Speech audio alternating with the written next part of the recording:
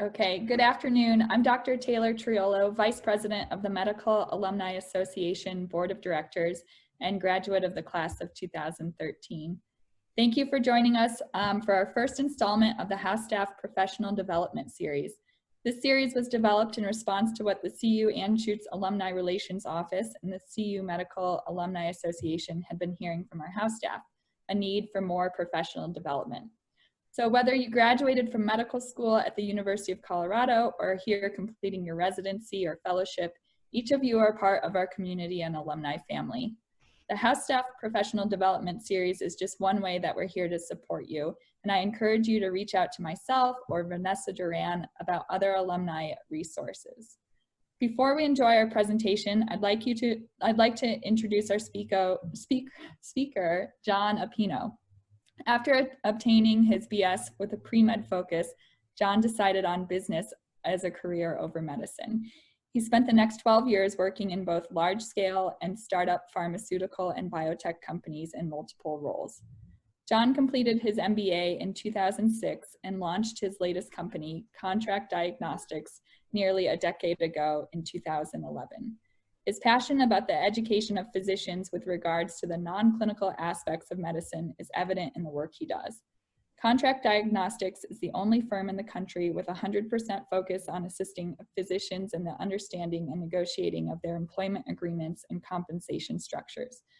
Since disrupting this market in 2012, they've reviewed nearly 10,000 physician contracts. Their proprietary system has earned nationwide accolades for being educationally oriented and results-based. Please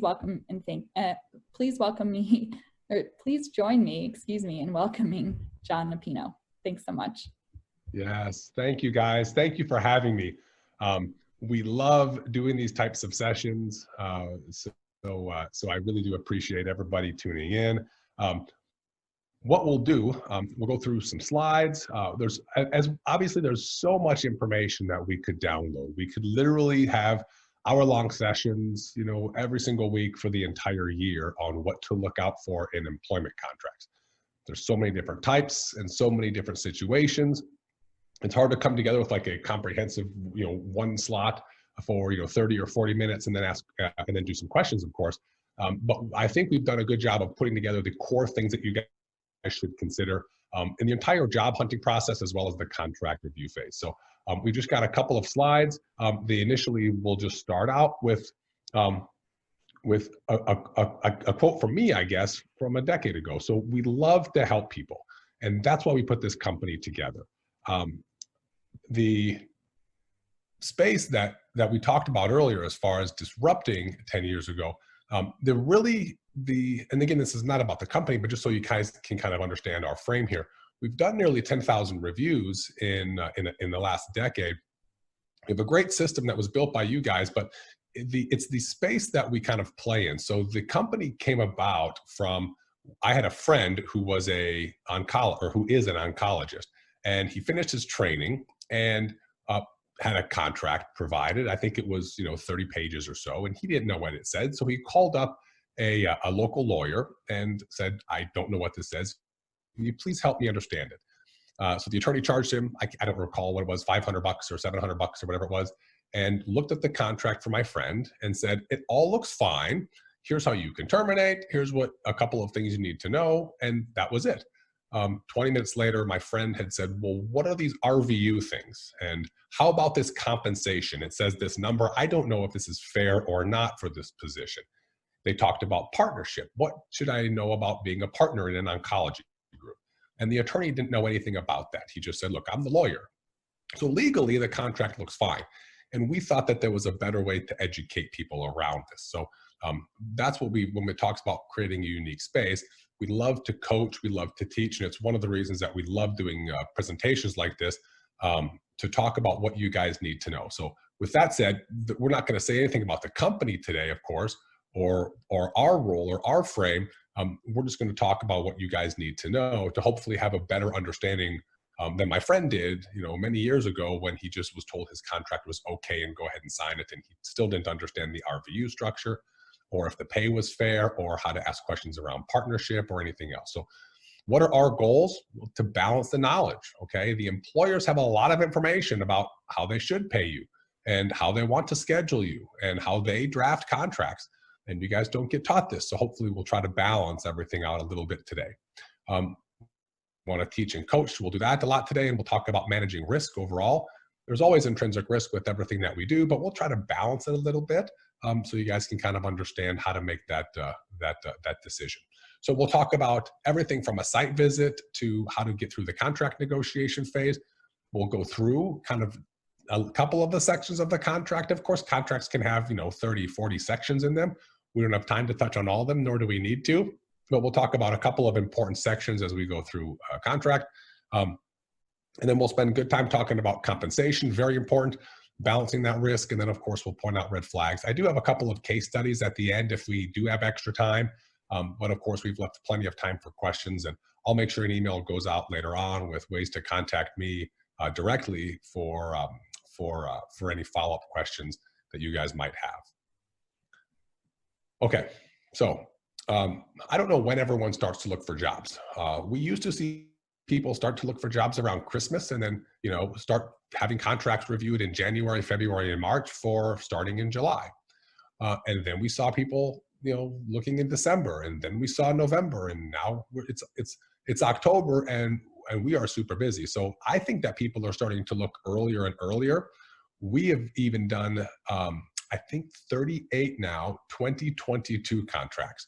So physicians who are finishing their training June of 2022, they're already signing out this far. So people are starting to look for jobs earlier. And, when does this process begin? It's kind of up to you.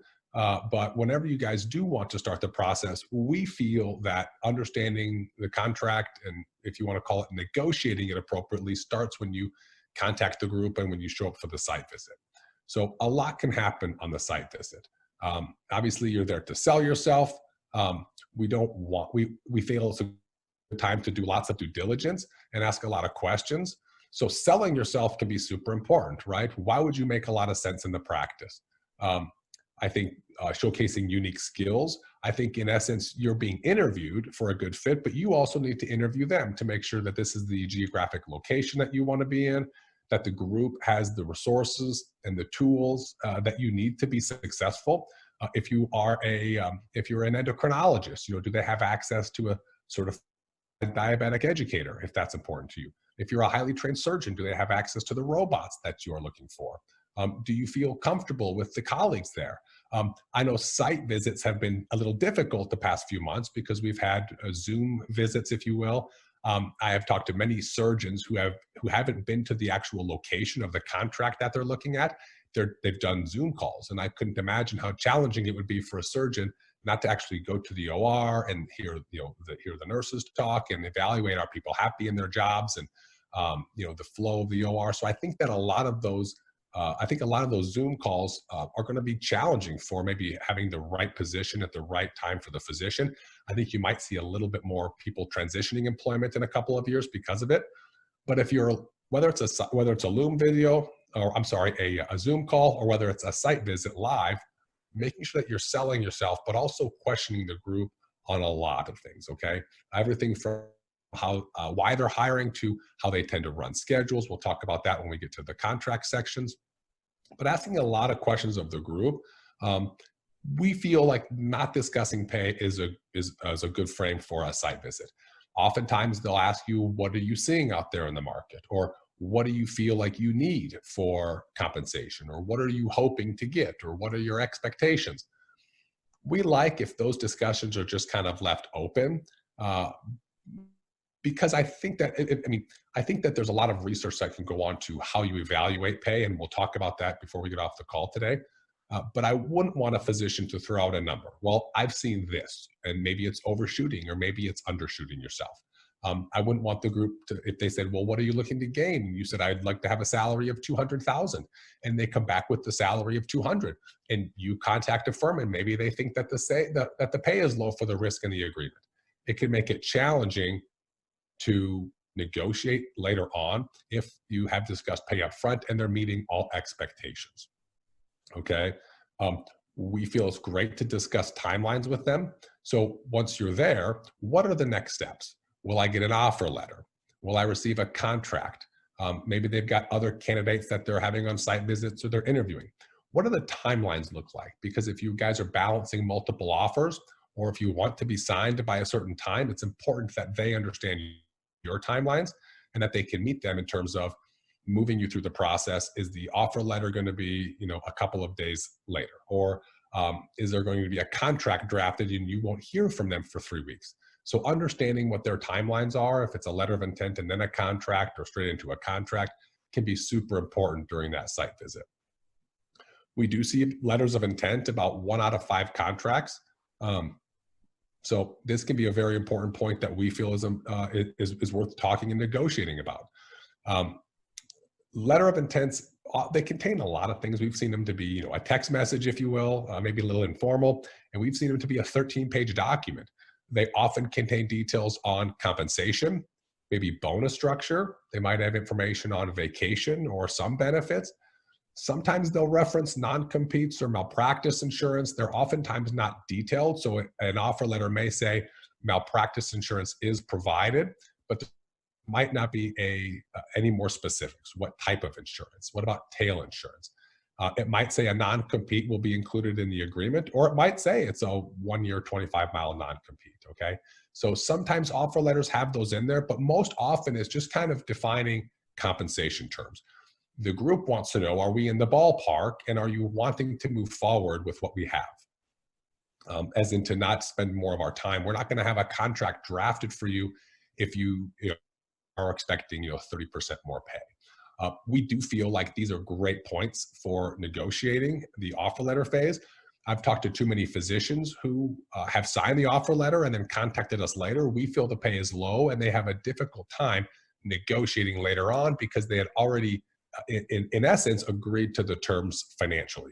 So unless you're perfectly fine without getting an opinion of anybody on the letter of intent, we recommend making sure that you negotiate the letter of intent phase, because we feel like that can be a vital point in making sure that you're paid fairly for what the rate might be.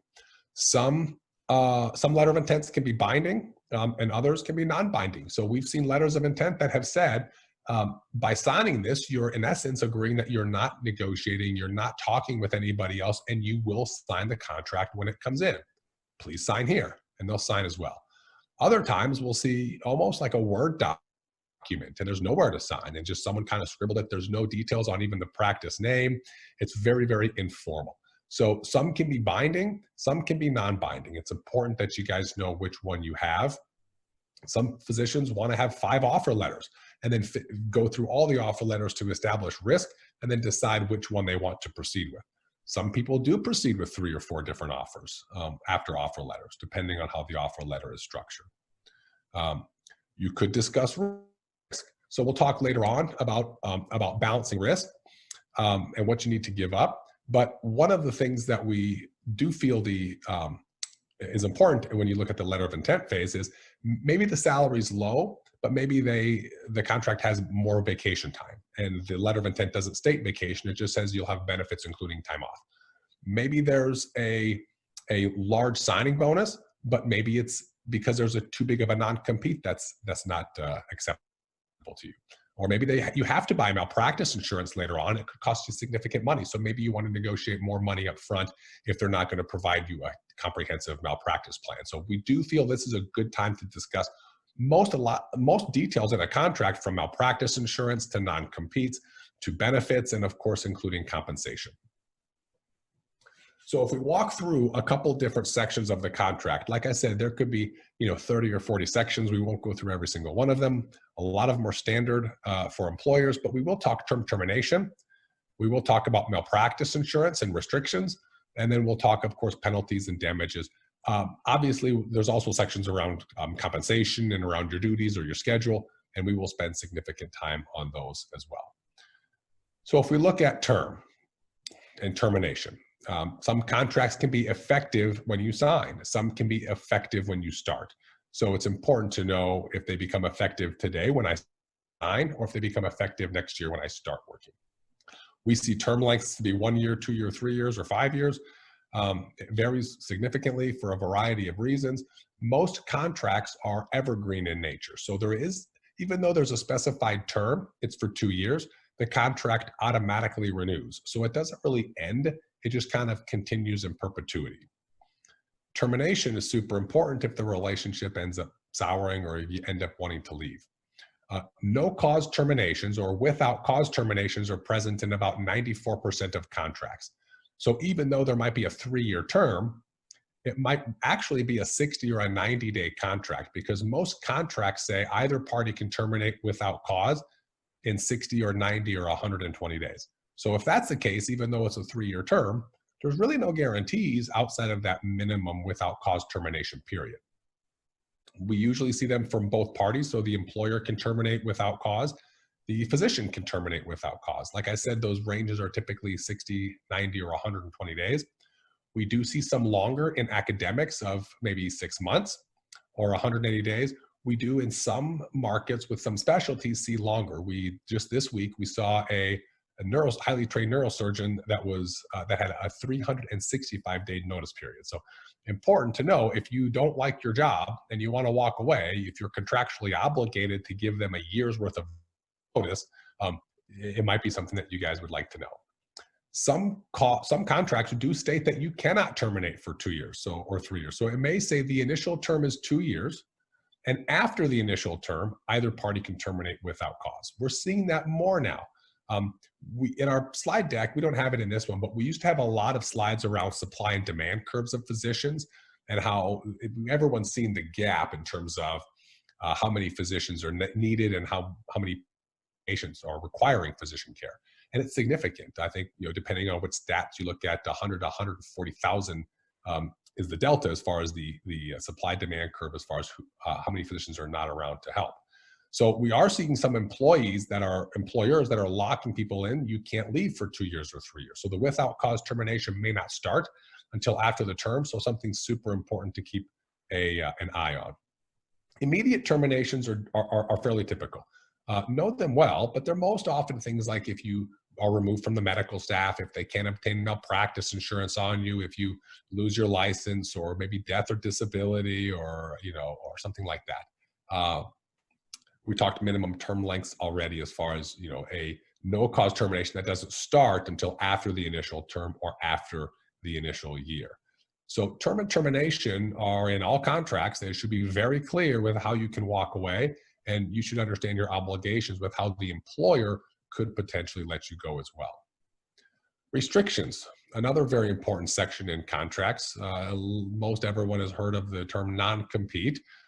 Various states have non-competes. Some don't. So we don't see non-competes in a handful of states: Massachusetts, Colorado, California. We don't see non-competes, and they may have non-solicitations or non-interference, so still restrictions nonetheless, but there'll be restrictions in almost all contracts. They need to be geographically bound and time specific. So most are 1 year or 2 years in the Midwest and in the South, and in the Northeast, we see 2 years or 3 years. So there might be a restriction that says, for 2 years after your last day of work, either party cannot terminate, for 2 years after your last day of work, you cannot work within 20 miles. It might be 20 miles of the primary facility. It might be 20 miles of any facility they have. So it's important to know, is it from my primary location only, or is it from any location that the organization has? If it's from any location and the organization expands, it could be from those locations as well. So it's super important to understand the timeline that's involved, how the geographic boundaries are, if it's a county specific, if it's a mile radius, and then it's important to know what kind of damages you could have if you breach it. So a lot of contracts might have liquidated damages, where if you breach the restriction or the non-compete, they might just send you a bill. It might be 1 to 2 times your salary, so they can be very costly. We get a lot of questions on non-competes, and we'll tell anybody, if there's a non-compete in a contract, do not breach it. But it's very important to understand that not only most contracts have some type of restrictions, but that they do vary from state to state, and it's good to get a reasonable opinion on those. Fairness can be very important, and we'll talk about this with the tail insurance as well. But depending on how the contract ends, the non-compete might well be forgiven. We talked earlier on term and termination. So if the employer terminates the physician without cause, there's no cause, right? So it's technically not the physician's fault. Maybe they hired too many physicians, or the business isn't there, or they're going to close down the particular program, or they're going to move in and they're going to not employ hospitalists. They're going to outsource it to a separate firm. Well, if that's the case, I think it's fair that the non-compete be removed and it goes away. It would make sense because it's out of the physician's control. If the physician takes a job and moves and decides that they didn't like this practice, they liked a different one, I understand having restrictions. I mean, based on the physician terminating for no cause. But it's important to understand how these can be fair. I have seen some non-competes that have not even started for a year. And I think that makes a lot of sense as well, because the physician's value to a practice during the first year in their community might not be as significant as if the physician has a full patient panel and leaves in 2 years or 5 years. So lots of different nuances that we could talk through with restrictions or non-competes. It's just important to understand that there are differences. It's important to understand that there are geographical bounds to it, and they should be very clearly defined. The timelines are generally anywhere from a year to 3 years, depending on a variety of factors. And it is fair. It should be worded in a fair way to help balance the risk with the non-compete. Telemedicine is changing a lot of things in the non-compete world. So although there's no comprehensive solution to this, we are seeing telemedicine as sort of a way to kind of work around the restriction. It all depends on how it's worded and how it's drafted in the agreement. Okay, another important section, malpractice. So all contracts will have some form of malpractice insurance associated with them. They could be claims-based, it could be occurrence-based, or it could be a self-insurance policy.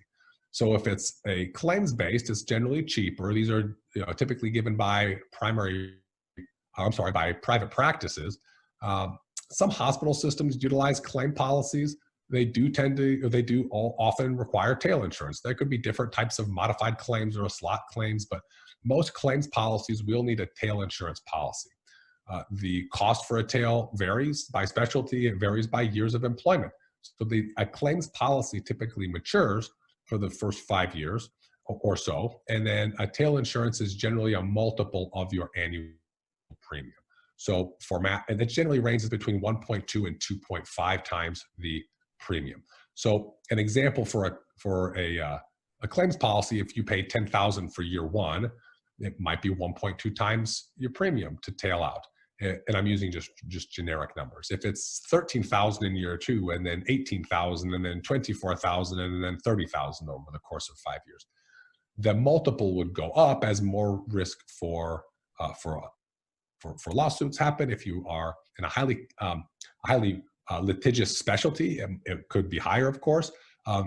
And we've seen tail insurance requirements be anywhere from $4,000 on the low end to $180,000 on the high end, depending on specialty, of course. So that's one of those things where if you don't understand your agreement up front, whether you have to buy your tail or you don't, I mean, they may or may not be willing to negotiate it. But not understanding that and not planning for it, should something work out, can very, very easily derail a physician's financial career early on. So it's important that you understand what type of malpractice insurance it has. If it's claims-based or an occurrence-based. Sometimes we'll see self-insurance policies, and then we'll see a mention of a tail insurance needing to be purchased by the physician. So I'm always curious on how the employer would charge for the tail insurance premium on a self-insurance plan. So very important section to keep your eye out on. One thing that we have seen change in the last 2 years is the word if. So we will see malpractice sections that say something like physician will be provided malpractice insurance. If the insurance is claims-based, then here's what happens with the tail insurance. And so we don't know what kind of policy it is. It could be a claims policy. It could be an occurrence policy. Tail might be needed if there's an occurrence policy, if there's a claims policy, but if it's an occurrence policy, it might not be needed. If it's an occurrence policy and they change to a claims policy during your employment term and don't notify you, then maybe you'll need to buy a tail on termination. So again, understanding some small words like if can be very impactful in terms of how your malpractice insurance is and your tail insurance is paid upon termination. Same thing before when we talked about fairness with the non-compete. The malpractice insurance and the purchase of tail insurance should be fair. So if the contract ends, and again, it's not your fault, it's a non-renewal by the employer, it's a no-cause termination by the employer, or a for-cause termination by the physician. Maybe if they don't offer you partnership in 3 years like they promised, maybe they should purchase the tail insurance. Sometimes we'll see tail vest, where the employer will you buy it the first year and then it vests at 33% per year or 20% per year. So after 3 years or 5 years of continuous work, they will buy the tail in full. So there's a lot of different ways that this can be structured, but it's definitely important that you guys understand it and you know, and you do whatever you can to negotiate it to be fair.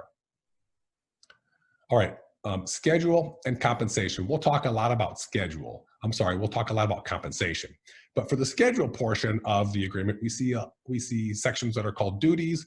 They might be called services. They might be called expectations, minimum requirements, keeping standards in terms of hours. We feel like contracts are for expectation. And the general expectation with the contract that you guys will be signing for your employment will be, you will give them your time, okay, and your expert opinion. That's the expectation that they have of you. And the expectation that you have of them is they provide you money and compensation and benefits, et cetera. And then, of course, there's other ancillary things about the non-compete and the tail insurance and termination and all those things. But we feel that the schedule section in a contract should be very clear. If you're a hospital-based physician working shifts as a hospitalist, it should be very clear if it's 7 days on and 7 days off, if they're days, if they're nights, if they're 12-hour shifts, or if they're different. If they want to schedule more shifts, it should be very clear that additional shifts shall be with your permission. If you're a pediatrician or any clinic-based physician, the contract should be clear on what your clinic schedule is. If you've been told 4 days, it should be very clear on the agreement that they are 4 days. And then we could define a day. Is a day an 8-hour day? Is a day a 10-hour day? I have an almost 8-year-old and a 5-year-old, and our pediatrician, thank goodness, is always there, or somebody in their office. So again, if you're a pediatrician or you're a primary care physician and there's hours outside of what's normal, you might want to know, are you working urgent care? Are you coming in early? Are you staying late? Is there Saturday clinic? So this is where we have a lot of discussion with folks around schedule. So oftentimes contracts might not be very clear on the schedule, and I understand why, but we do feel it's a reasonable expectation that you guys have your schedule somewhat clear in the agreement and you understand how it could change. So if, like I said, with a hospitalist, it could be 7 days on and 7 days off in block fashion, days only, no nights, unless otherwise approved by the physician. There could be something in there for a clinician about general business hours, Monday through Friday. There could be something in there about urgent care if you're a pediatrician. If you're an emergency medicine doc, it could be something about, consecutive days or non-consecutive days. If your contract says a minimum of 120 hours, you might want to dictate, are they 10-hour shifts or are they 12-hour shifts? So I know that going into medicine, you guys don't sign up to punch in at 8 o'clock and to punch out at 5 o'clock and go home. But we do feel that a lot of contracts could be more clear on how the schedule is worded, even if it says it's equal with your colleagues or your peers. We do like when you guys get copies of the schedule so you can see how they allocate the physicians to their clinic. The same thing with call. And it's very important as you do due diligence to understand what happens if they have a change in FTE status. If some employees leave, what happens to your schedule? If you're doing hospital work and the nocturnist takes off, what happens to your schedule? If you're a general surgeon and you have a partner that takes off, or has a baby or steps away, fill in the blank, what happens to your call obligation? So it's important to understand how that is structured up front, and then of course having as much documented in the contract as possible, just because it's a reasonable expectation. All right, how are we doing on time? Compensation structures. We've seen a lot of different structures, okay? Salary only, salary and bonus, lots of different combinations, and then shift or hourly rate. RVUs we see in a lot of contracts. There's a lot of things that are factored into how an employer sets a conversion rate. As far as your specialty, of course, where they're located, their malpractice expense, different adjustments based on specialty or the specific location of the group, their general overhead. But lots of factors play in when it comes to calculating an RVU conversion rate from an employer. We always like it when the math works out. And if not, we like if you understand why. And we love it if you guys ask for reports. With any bonus structure, we want to see reports. How do they provide clarity to you on your performance from a month-to-month basis? Whether it's RVU-based or collection-based or a value-based bonus, we want to make sure that they're providing good transparency in terms of how they are providing you access to data and reports. So if we look at an example here on how a contract might be worded for an RVU bonus, physicians shall be paid a base salary of $200,000 per year and $44 per RVU performed over a threshold of $4,000. Okay, very clear.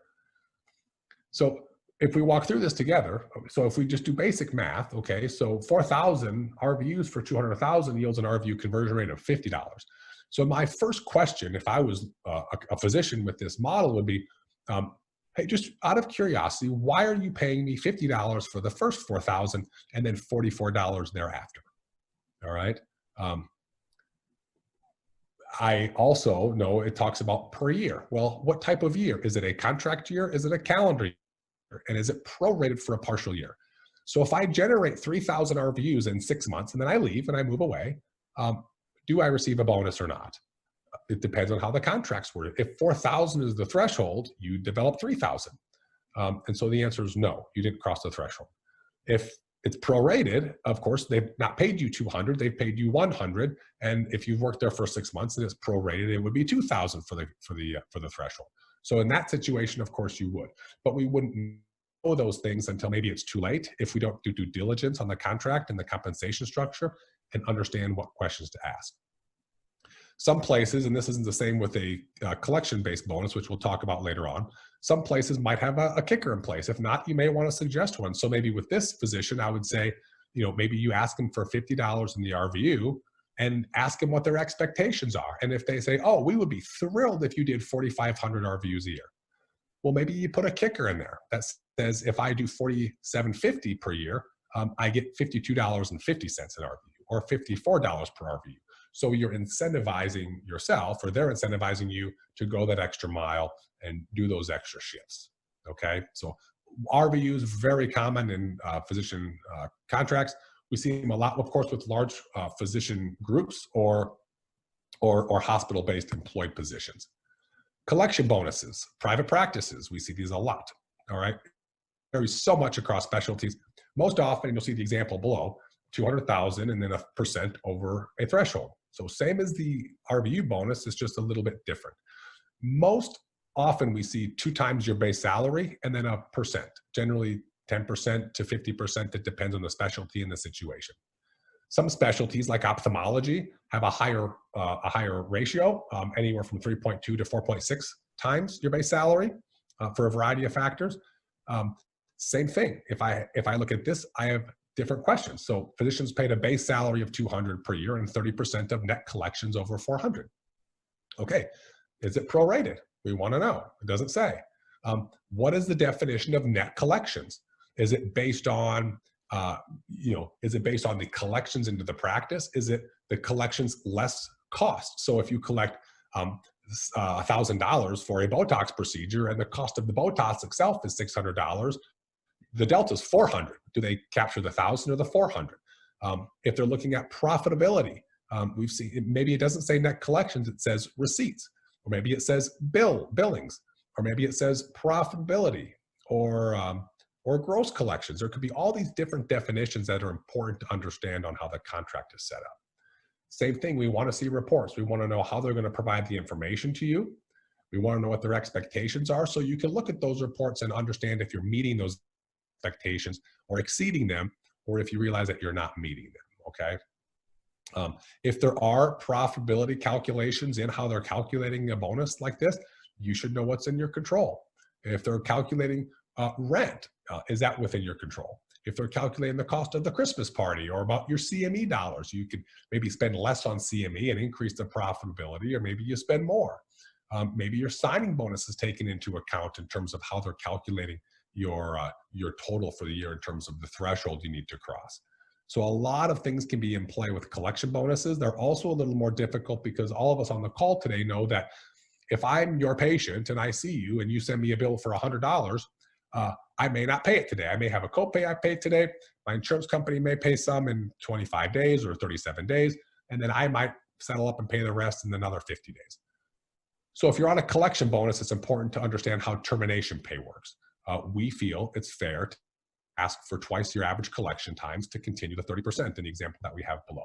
And of course, the 400 prorated for a partial year. So if you work for 6 months, it shouldn't be 400. It should be 200. And then of course, paid out, not in an accounts receivable payout, but a percent that you've agreed upon for the work that you've worked hard and done.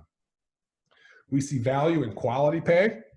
So these are becoming more popular, anywhere from a percent of your salary to a fixed amount. Sometimes we'll see 6% or 8% of your salary. Sometimes we'll see a defined amount, 30,000 per physician or 50,000 per physician.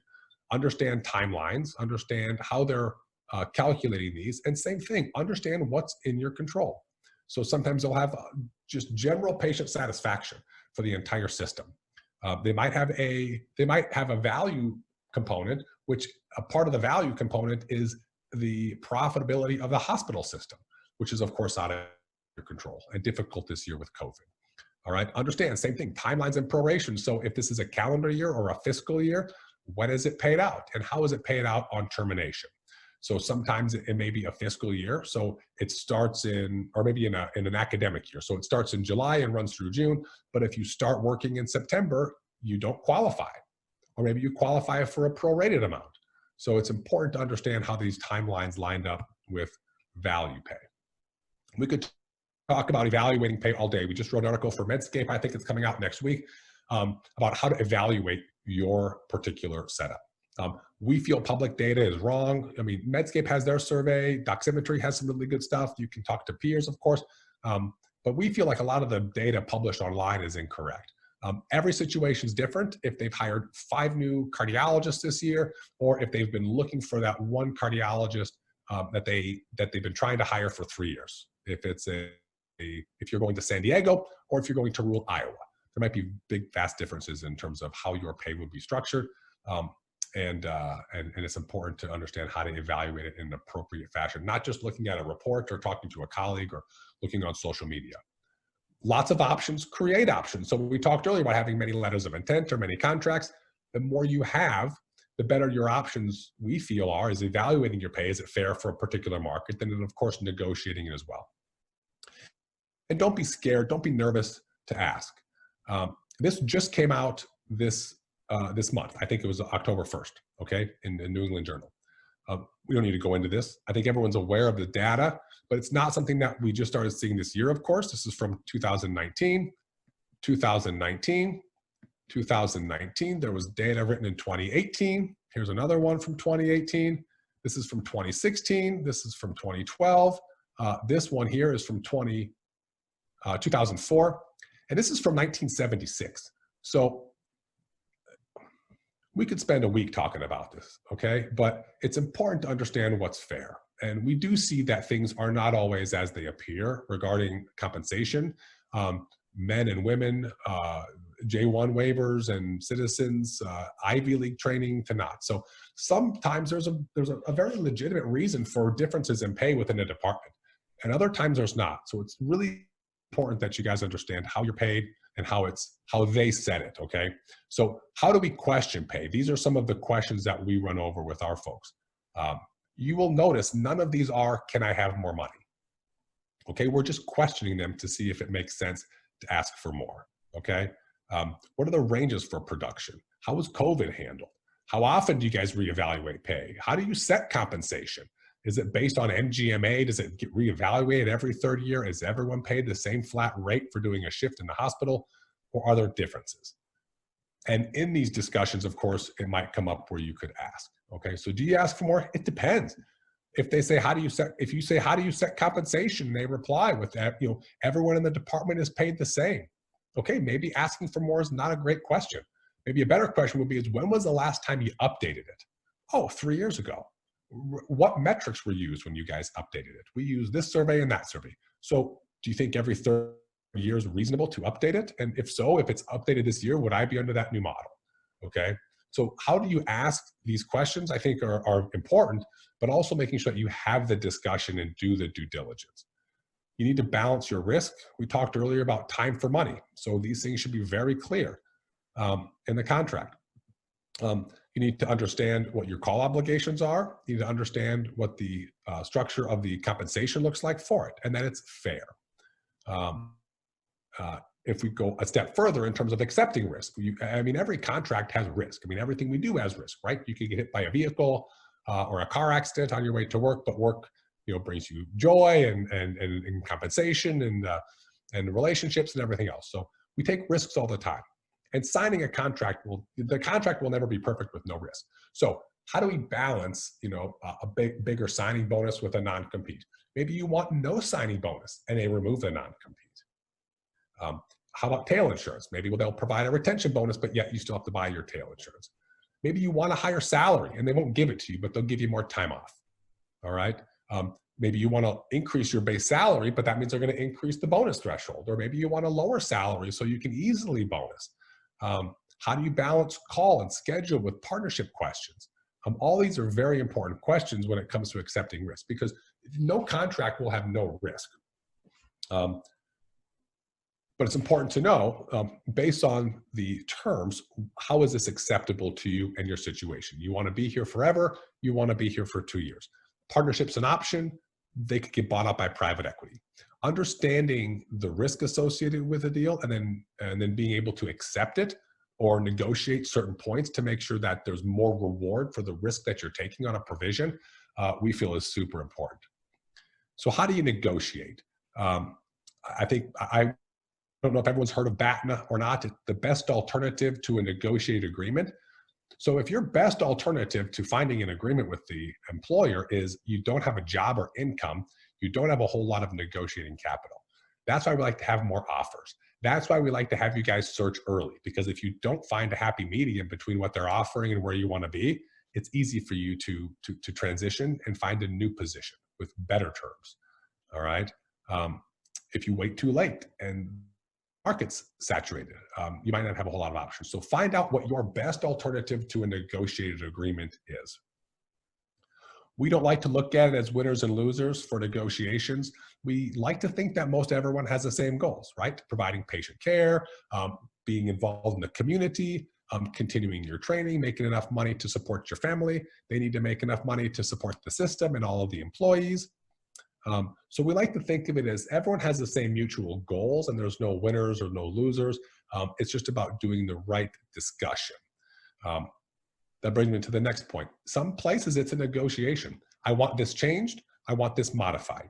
Other times there's no negotiation because they tell you, look, this is a standard contract. You still need to understand what it says, but maybe then it's a clarification. So maybe something's not clear.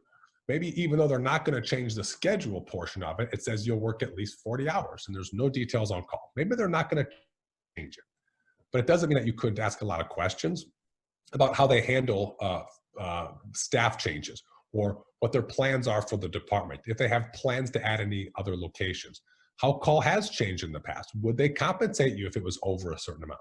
So maybe it's not a negotiation, it's a clarification. I think it's important to delineate between the two. Big differences between academic, hospital, and private practice. Private practice, you might be negotiating or dealing with the practitioner who owns the practice. A hospital employed position, you could be dealing with a business person, or you could be dealing with somebody who's a leader in the department. If it's a small hospital, you might be working with the CEO herself. So there's a lot of different ways that you can have a different person and a different contact point for how these discussions are taking place. In academic setting, it might be with the chair. Academic contracts, they might be 3 pages with a bunch of links to policies and procedures. They should still be looked at. We've seen academic contracts that have been 20 pages with RVU bonuses in them, and we don't feel that those are really academic.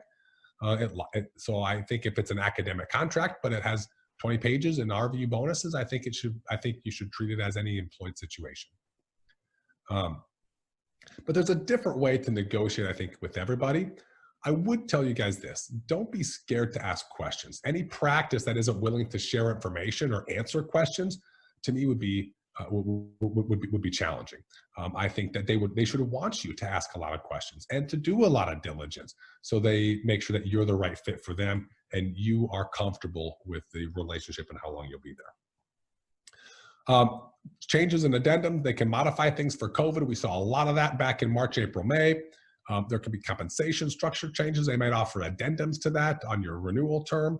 There could be renegotiations where they modify the entire contract.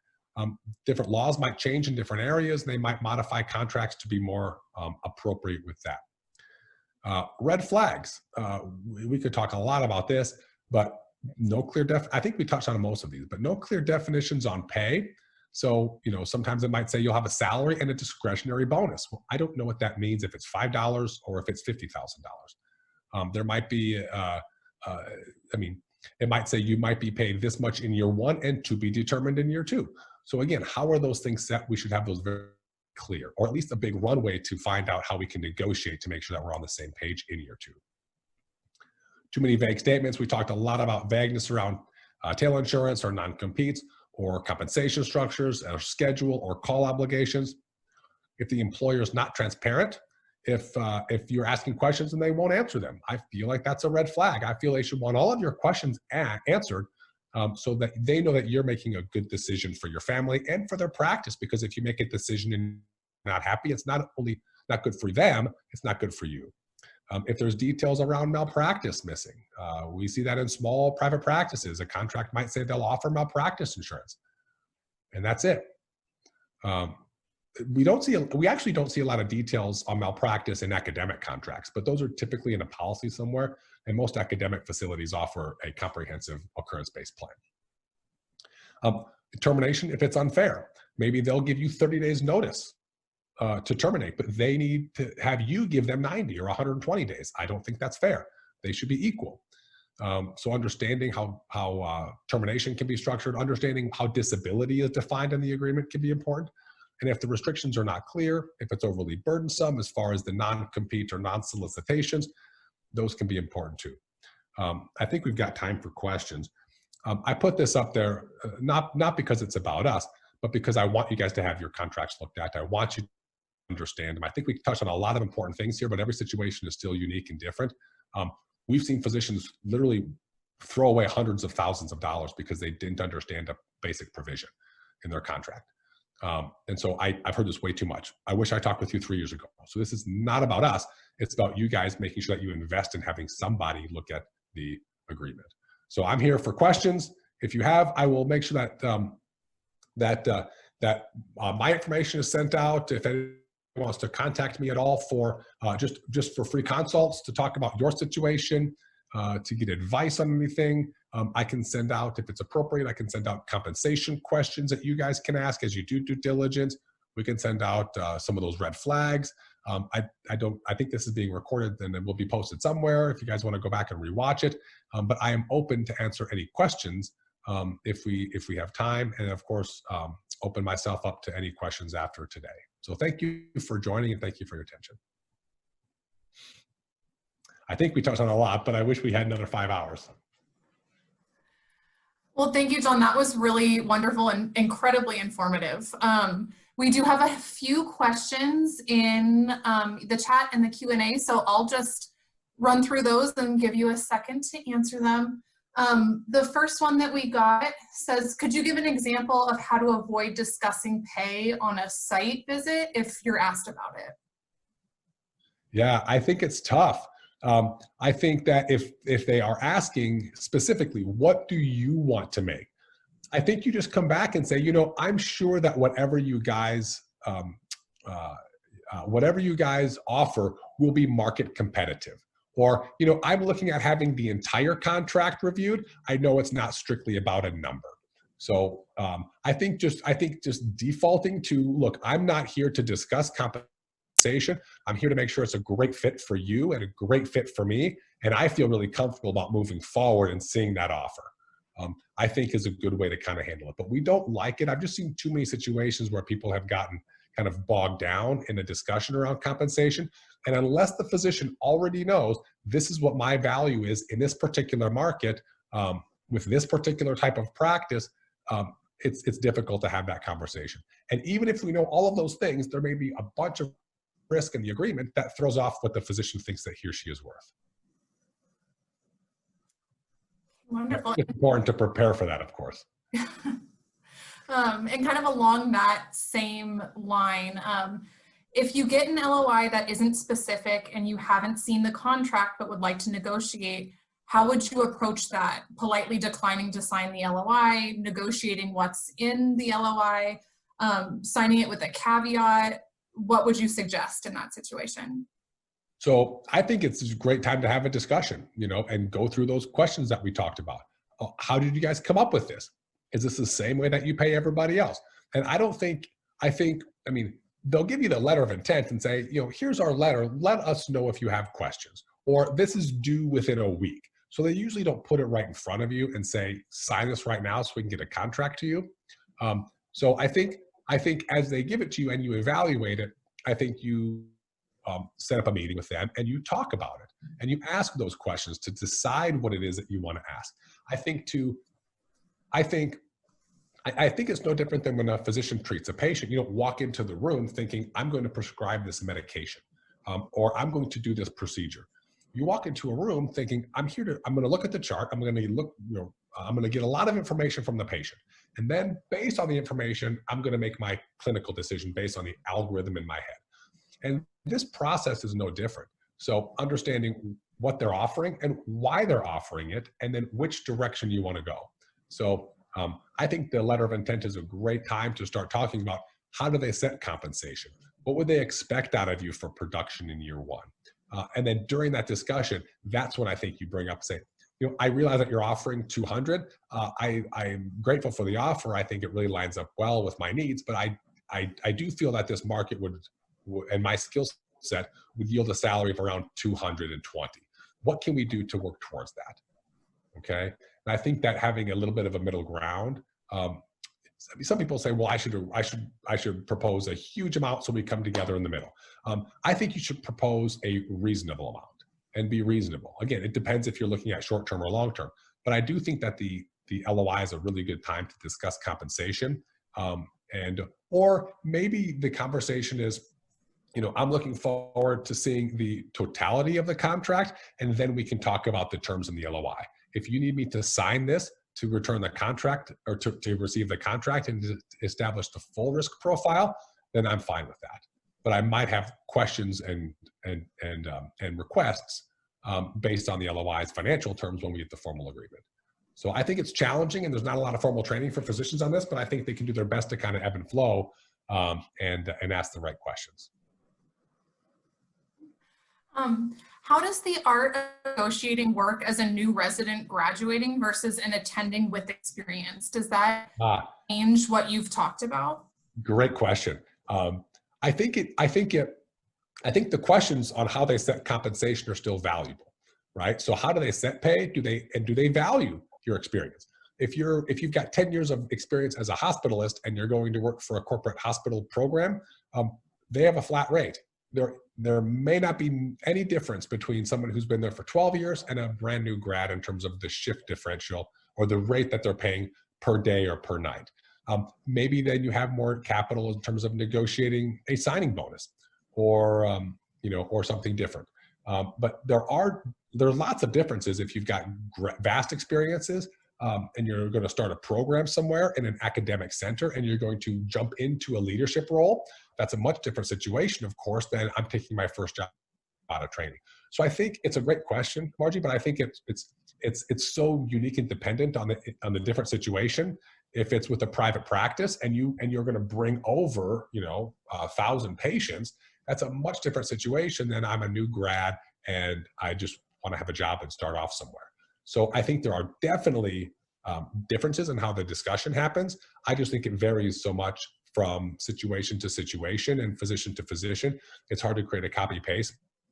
I think this was a great start for a lot of new grads. And I think if you're established and you've got something additional to add, such as a patient panel, such as great leadership ability, maybe you do a procedure that nobody else there can do, and you're willing to train the staff and get them up to speed. I think the discussion has the same core points as far as managing risk and discussing compensation respectfully. But I think it sounds a little bit different, knowing that you likely have more negotiating capital. Great. And is there a downside to asking about a signing bonus, and when is a good time to broach that? If there's a letter of intent, I think that's the time. If there's no letter of intent and you jump right into a contract, I think definitely asking about a signing bonus is appropriate in most situations. If they aren't offering one at all, I think going from 0 to 50,000 because your friend got one for 50,000 might be a stretch. So I think there needs to be some level of play there. I think discussing compensation and salary and bonus structures first is important. And then if they say, sorry, we cannot change this, maybe then adding a signing bonus would make you feel like you're closer to the market rate that you're expecting. There's a difference between signing bonuses and relocation amounts. We generally see relocation in most all contracts. Signing bonuses, it just varies so much if it's academic or if it's a private practice or if it's a hospital employed position. But maybe if they don't offer a signing bonus or a relocation amount, you could just ask for a signing bonus that would be utilized to help you in the transition. So maybe board certification fees, relocation, costs and dues of COBRA insurance as you're transitioning. As if you're a new grad, you might not have a whole lot of excess cash. Those can all be important things to think through and why you should ask for a signing bonus in most situations. And there's just a couple more here. So just, should a female physician ask for a base salary increase in the initial contract, presuming that they're being offered less than male counterparts? I don't think it's presuming that they're being offered less. I think it's maybe assuming that they would ask. And so I think that you should almost always ask. But that's where it comes back to those questions on compensation. How do so if we ask the question on the phone or during a site visit or in an email, how do you set compensation? If the answer back is, this is our rate for all of our hospitalists, or everybody in the ED gets paid $200 an hour. You can always ask for more, but I think it's safe to say that I would hope that they wouldn't lie to you, but I know that they could. So maybe a way to follow that up would be, so everyone's paid the same. So there's no other discrepancies in pay. The medical director makes the same as somebody else. Maybe you could then go back into, when was the last time it was evaluated? When was the last time you updated this then, if it's the same policy for everybody? And at what point would I be notified of a change, assuming you're going to change it for everybody at the same time? So not all situations I think we should jump right into with a request. I don't know that we should assume that females are always paid less than males, but we do that there's discrepancies. We know it's more in surgical fields. And we also, there's a multiple factor scenario when it plays out in terms of how physicians get paid and why there might be discrepancies. But I think it's just good to question compensation for everybody, whether you're a male or a female or a foreign grad or on a J1 or you're going to a private practice or an academic facility. I think it's just really important to do due diligence and understand how they set pay, whether you're a female or a male or any particular specialty.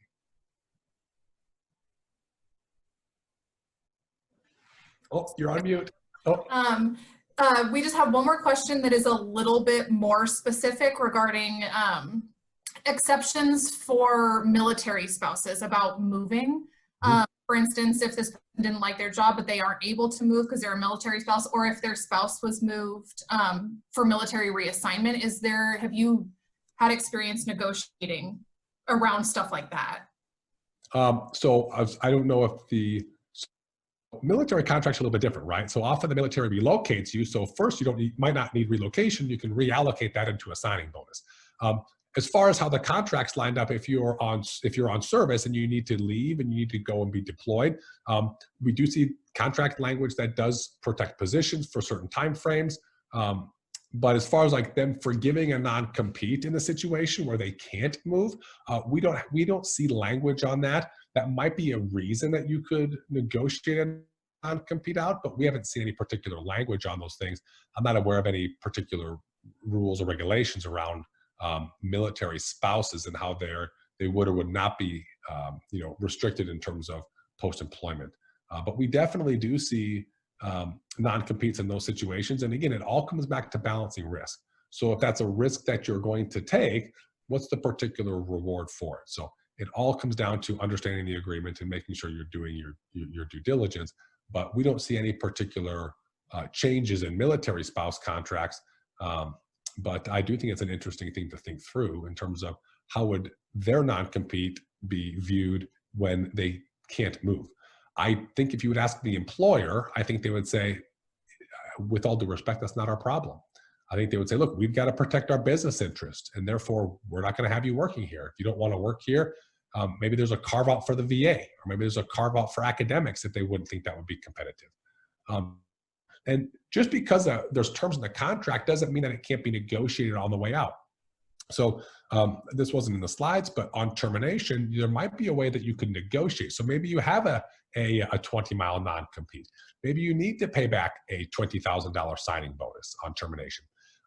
Maybe there's a way that you can negotiate your way out of doing those things, or one of those things. Maybe instead of giving them 60 days notice, you give them 180 days notice, and you help recruit and train the next person.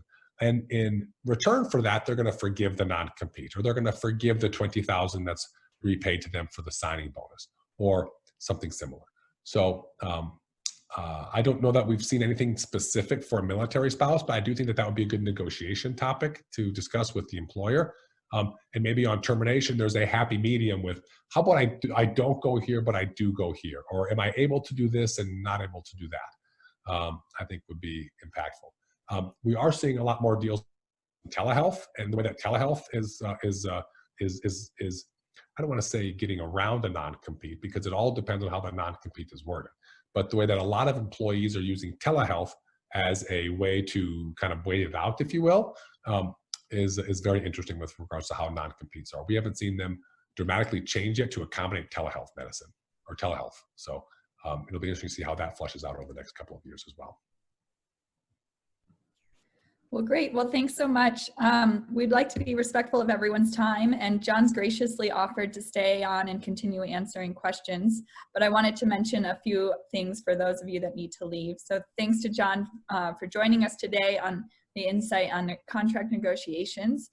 And Housestaff, we appreciate you spending this last hour with us, and hope that it was helpful for all of you. I'd like to also invite you to join us for our upcoming virtual Happy and Healthy Hour on Wednesday, November 18th at 5 p.m. In this session, an ongoing series of talented speakers and interesting topics. Next up will be Dr. Edna Ma, who will speak on leaning into challenges and embracing opportunity, giving attendees the opportunity to learn how losing on Survivor and Shark Tank grew her resilience. Sounds interesting. So we'll include that registration link in a follow-up email for this event. If you have any colleagues or friends that you feel like would benefit from this presentation, the recording will be uploaded to our CU Anschutz alumni YouTube channel very soon. And thank you so much for joining us, and have a great rest of your week. Take care.